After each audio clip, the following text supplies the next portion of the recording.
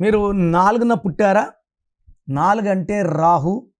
రాహు ప్రభావం వల్ల తెలివి, నిజాయితీ, పట్టుదల. 4 నా భాషలో చెప్పాలంటే కుబేర సంఖ్య.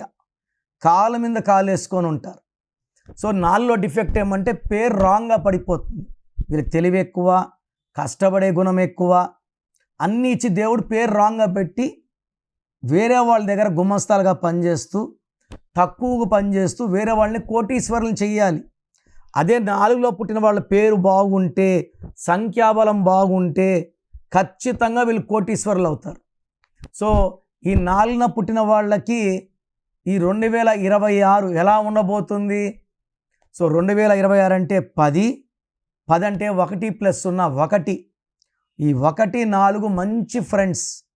సో ఈ 4న పుట్టిన వాళ్ళకి 2026 అద్భుతంగా ఉండబోతా ఉంది.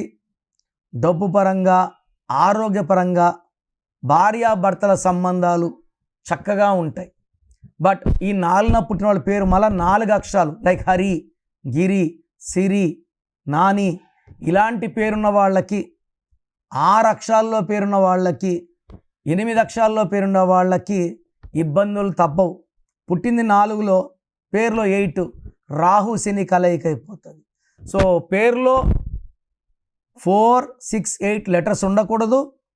టోటల్ కూడినప్పుడు పేరులో 4 నంబర్, 6 నంబర్, 8 నంబర్ లేకుండా ఉంటే ఈ 4న పుట్టిన వాళ్ళకి 2026 అద్భుతం.